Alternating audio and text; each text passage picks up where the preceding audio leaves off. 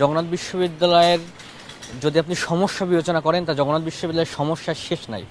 জগন্নাথ বিশ্ববিদ্যালয় বাংলাদেশের একমাত্র অনাবাসিক বিশ্ববিদ্যালয় যেখানে নামমাত্র ছাত্রীদের জন্য একটি মাত্র হল আছে, যেটা তাও পর্যাপ্ত না। এবং আপনি হলের পরিবেশ যদি বিবেচনা করেন, যেখানে একটা রুমে 4 জন শিক্ষার্থী থাকতে পারে, সেখানে আমাদের 8 জন বোন একটা রুমে থাকে, একটা বেড ভাগাভাগি করে থাকে। এবং আমাদের ছেলে শিক্ষার্থীরা তারা বিভিন্ন মেস বাসায় অস্বাস্থ্যকর পরিবেশে জীবনযাপন করে। যেহেতু জগন্নাথ বিশ্ববিদ্যালয়ের পরিবেশটা ভৌগোলিকভাবে আমরা একটা ক্লাউডি পরিবেশ, এখানে বায়ু দূষণ অত্যাধিক পরিমাণে। আমাকে যদি আমার দল মনোনয়ন দেয় এবং শিক্ষার্থীরা যদি তাদের আস্থা আমার উপরে রাখে, আমি প্রথম নির্বাচিত হলে শিক্ষার্থীদের প্রথম সমস্যা আবাসন সংকট দূরীকরণে কাজ করব। আমি যদি আমার যোগসু শিক্ষার্থী সংসদ নিয়ে বড় বড় মেগা প্রকল্প করি, এটা আমি সম্পন্ন করতে পারবো না।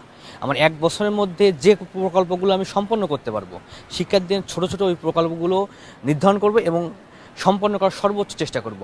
যেমন ধরেন, আমাদের জগন্নাথ বিশ্ববিদ্যালয় যে বিল্ডিংগুলোতে ক্লাস হয়, এই বিল্ডিংগুলো ব্রিটিশ আমলের, অনেক ঝুঁকিপূর্ণ। এই বিল্ডিংগুলো মেরামতের কাজ করব। আমার জগন্নাথ বিশ্ববিদ্যালয়ের শিক্ষার্থীদের জন্য উপযুক্ত লাইব্রেরির সুবিধা নেই, আমার শিক্ষার্থীদের জন্য পর্যাপ্ত শিক্ষকের অভাব, শিক্ষার্থীদের জায়গা সংকট, ক্যান্টিনের মান উন্নয়ন করতে হবে। পরে আমরা যে বাসে যাতায়াত করি, আমাদের পর্যাপ্ত যাতায়াত ব্যবস্থা নেই। এবং আমরা আপনি দান বলতে পারেন, আমরা আসন্না ফাউন্ডেশনের দানের একটা হলে আমার কিছু নবীন শিক্ষার্থী থাকে। এটা অবশ্য একজন বিশ্ববিদ্যালয়ের শিক্ষার্থী হিসেবে আমার বিশ্ববিদ্যালয়ের প্রশাসনের কাছে এটা সম্মানহানিকর।